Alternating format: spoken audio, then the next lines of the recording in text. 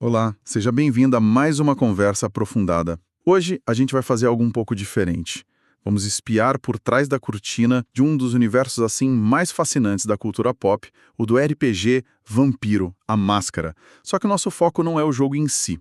A gente conseguiu um material raro, uma reflexão de um dos principais escritores da franquia, onde ele mesmo olha para trás e classifica os próprios trabalhos. A gente vai tentar entender, afinal, o que faz um projeto ser realmente especial para quem o cria?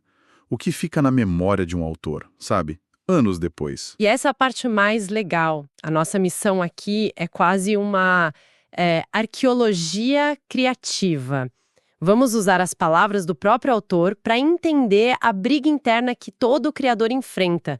A visão original contra a realidade da produção, a paixão contra os prazos, né? E essa dança super complexa entre honrar o passado de uma franquia e, ao mesmo tempo, ter a coragem de construir o futuro dela.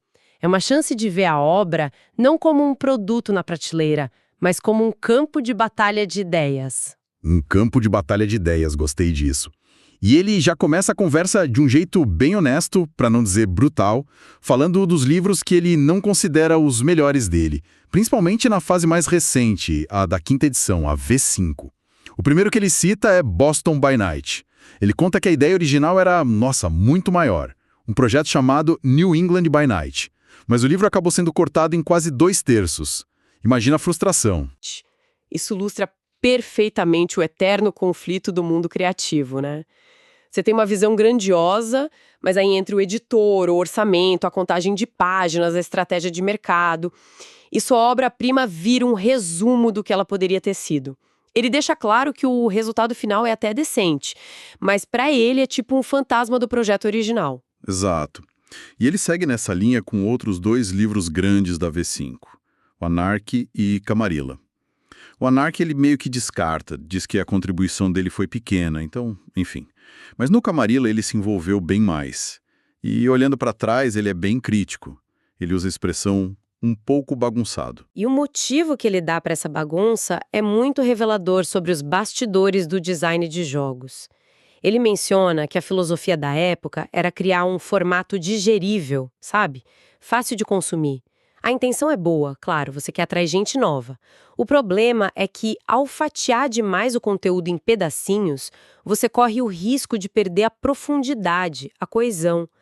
É como tentar explicar uma ideia complexa só com tweets. As partes podem ser boas, mas o todo fica meio confuso. Peraí, e tem um detalhe técnico que ele aponta no Camarilla que me deixou coçando a cabeça. Ele diz que foi esse o livro que trouxe de volta os vampiros super antigos e poderosos, os anciões e Matusaléns. Mas isso não vai totalmente contra a premissa central da V5, a do tal chamado que estaria puxando todos os anciões para longe, pro Oriente Médio? Exatamente. Você colocou o dedo na ferida que ele mesmo aponta. É uma contradição interna gritante. A grande promessa da nova edição era: o palco agora é dos mais jovens, os velhos sumiram. Aí no segundo livro principal que eles lançam, quem aparece? Os velhos. Isso mostra uma atenção comercial, né? Por um lado, você quer uma identidade nova. Por outro, os fãs amam os personagens antigos e poderosos e a editora quer vender livros com eles na capa. O resultado é uma mensagem confusa. E isso enfraquece a própria fundação da nova edição. Entendi. Então, a visão original dele foi comprometida por fatores de produção em alguns casos e em outros pela própria estratégia comercial. Mas e quando a visão deu certo? Ele deve ter falado de projetos da V5 que ele realmente defende, né? Sim, e é aí que a gente começa a entender o que ele realmente valoriza como criador. Ele cita 2 livros de aventuras prontas, Let the Streets Run Red e Trails of Ash and Bone, e o orgulho dele aqui é muito específico. Ele diz que escrever uma aventura pronta para um jogo como o Vampiro, que é focado em intriga social e política, é quase uma missão impossível. Nossa, isso deve ser um pesadelo para escrever. Porque não é um jogo de vá até a caverna e mate o dragão. Os jogadores podem decidir fazer qualquer coisa, desde abrir um café até concorrer à prefeitura. Como você escreve um roteiro para isso? Criar estruturas não lineares, ou seja, não é um roteiro fixo, é um kit de problemas, personagens e locais que reagem de forma inteligente às ações dos jogadores. É dar ao mestre do jogo as ferramentas para construir a história junto com o grupo e não entregar uma história pronta para ser lida. Fazer isso bem 8 vezes em 2 livros ele considera um feito subestimado. Ok, essa próxima escolha dele eu confesso que não entendi de primeira. Ele escolheu Rusted Veins. Para quem não conhece, era só um livrinho fino, a aventura que vinha no kit de playtest da V5. Qual o valor que ele viu naquilo? Parece uma escolha tão menor. E essa escolha menor, talvez, seja a mais importante até agora para entender a mente dele como criador. O orgulho dele em Rusted Veins não vem da complexidade ou do tamanho, mas da pureza. Para ele, aquele livreto conseguiu capturar e vender a essência da nova edição de uma forma perfeita. Era a proposta da V5 destilada em sua forma mais clara e funcional. É um exemplo de que, às vezes, a melhor versão de uma ideia não é a mais longa, mas a mais focada. É a elegância da simplicidade, sabe? É impressionante a disciplina mental que isso exige, né? Organizar todo esse universo, conectar décadas de história e ainda assim conseguir simplificar tudo numa ideia pura. É um tipo de raciocínio que me lembra muito outra área que exige uma organização de conhecimento absurda, a preparação para grandes provas e concursos. Sem dúvida. A mente que consegue desvendar uma teia de intrigas no RPG, que organiza regras complexas e arcos narrativos, tem a mesma estrutura de pensamento necessária para quem se prepara para um vestibular, um concurso público, uma carreira militar, a prova da OAB ou uma residência médica. É sobre absorver um volume imenso de informação, conectar os pontos e aplicar esse conhecimento sob pressão. E para quem é estudante e quer se preparar de verdade, a dica é entrar agora em magicob.com.br, baixar o app e aproveitar o maior banco de questões do Brasil com provas anteriores de todas as instituições, questões comentadas, resumos práticos, aulas completas e flashcards prontos para revisar onde quiser. E falando em propósito e em capturar a essência de uma ideia, como ele fez em Rusted Veins, esse parece ser o fio condutor que nos leva aos projetos que ele considera realmente os seus grandes legados. Sim, agora a gente entra nos projetos que ele parece ter um carinho especial na V5. O primeiro é Cults of the Blood Gods. E o motivo é fascinante. O livro permitiu que ele explorasse um gênero completamente novo dentro de vampiro. O horror eclesiástico. O terror que vem da fé e da religião. Que ideia diferente para vampiro. Totalmente. E aqui a gente vê o que realmente motiva um criador, a chance de inovar. Depois de décadas de intriga política, de vampiros internos e vestidos de gala, ele teve a chance de perguntar: e se a gente explorasse o vampiro como um objeto de culto? Como um deus profano? E as seitas que se formam ao redor deles? Ele se orgulha de ter adicionado uma cor que não existia na paleta do jogo. É a alegria de expandir o universo, não apenas de preencher suas lacunas. E o outro grande projeto que ele menciona é o Chicago by Night. Só que a avaliação dele sobre esse livro é muito mais ambígua. Ele o descreve como um casamento perfeito entre a V20 e a V5, ou seja, a edição antiga e a nova. Um produto para agradar tanto os fãs antigos quanto os novos. Mas, ao mesmo tempo, ele admite que essa é a maior fraqueza do livro. Exato. Ele diz que o livro é uma ótima ponte, mas que, ao fazer essa ponte, corre o risco de confundir a identidade da nova edição. Então é um livro que tenta ser duas coisas ao mesmo tempo. Isso levanta uma questão fundamental para qualquer franquia com décadas de história, seja nos jogos, no cinema, nos quadrinhos. Qual seria? A eterna batalha entre inovação e nostalgia. Cults of the Blood Gods é a inovação pura, o território novo. Chicago by Night é a gestão da nostalgia. É dizer para a base de fãs antiga: não se preocupem, o que vocês amavam ainda está aqui. O autor claramente tem uma paixão pessoal por essa conectividade entre as edições, mas ele é inteligente o suficiente para reconhecer o perigo.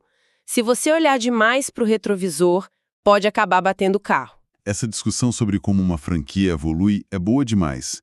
E se essa análise sobre processos criativos está sendo interessante, não se esqueça de deixar uma curtida e se inscrever para não perder nossas próximas discussões.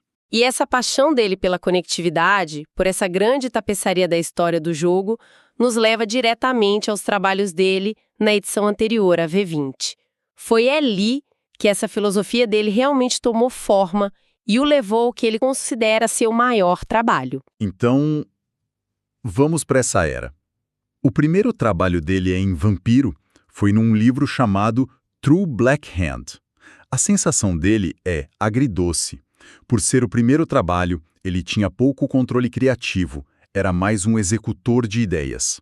Ele se orgulha de ter criado alguns conceitos que se tornaram importantes depois, mas o produto final, segundo ele, não é o que ele teria feito se o volante estivesse na mão dele. É a clássica jornada do artista, né? Você começa como aprendiz pintando o fundo da tela de outra pessoa. É um passo necessário, mas a sua voz ainda não está ali. Você está aprendendo as regras do jogo antes de poder quebrá-las. Boa. O passo seguinte nessa jornada foi Lore of the Bloodlines. E esse ele descreve como um livro que o formou como desenvolvedor. A missão era pegar linhagens de sangue de vampiros que eram obscuras, quase injogáveis, e transformá-las em opções interessantes para os jogadores. Foi aqui, ele diz, que ele desenvolveu a filosofia de que tudo no jogo precisa ter ganchos de história. E esse é um salto de maturidade gigantesco. Ele deixa de ser apenas um escritor e passa a ser um designer.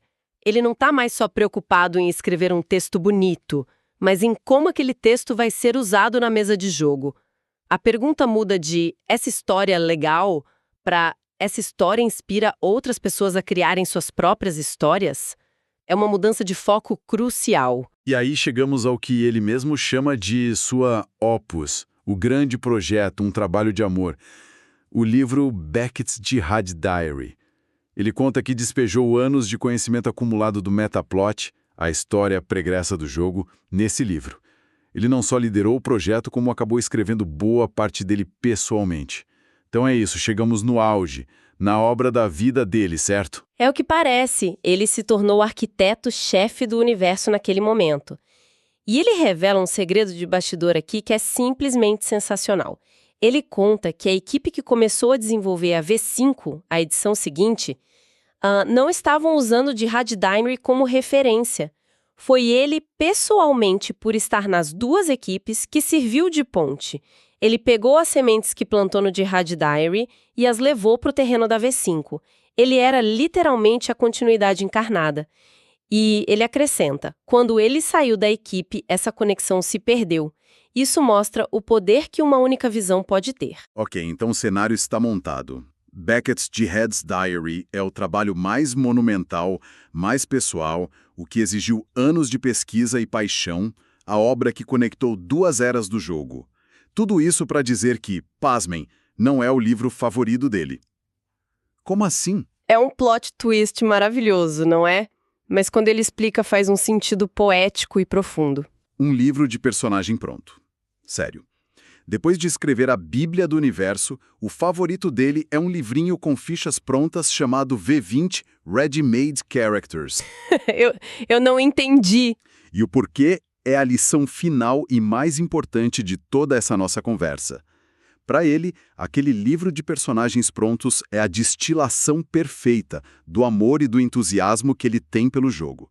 Mas uma versão para iniciantes, pura, sem bagagem. Aquele livro não exige que você tenha lido 20 anos de história. Ele ignora as guerras entre edições, as polêmicas, a complexidade que pode intimidar um jogador novo. É só pegue um personagem e vá jogar. A essência do jogo sem o peso do passado. Exatamente. A lição é que a maior satisfação criativa para ele não veio do projeto mais complexo, daquele que exigiu mais esforço intelectual ou que foi mais aclamado. Veio do projeto que cumpriu a função mais fundamental do jogo da maneira mais limpa e eficaz possível. O trabalho dele em Jihad Diary era sobre registrar a história do mundo. O trabalho em Ready-Made Characters era sobre facilitar a criação de novas histórias. E para ele, a segunda opção é o verdadeiro coração do que ele faz. Uau! Então, o que tudo isso significa no final das contas? Essa jornada pela carreira dele mostra que um criador não mede o valor do próprio trabalho pelo tamanho, pelo orçamento ou pela popularidade. A medida é outra. A medida é a satisfação com o processo e a clareza do propósito. O melhor trabalho pode ser aquele em que ele resolveu um problema de design difícil de forma elegante, como nas crônicas não lineares, ou aquele em que ele conseguiu expressar sua ideia mais fundamental da forma mais pura, como nos personagens prontos.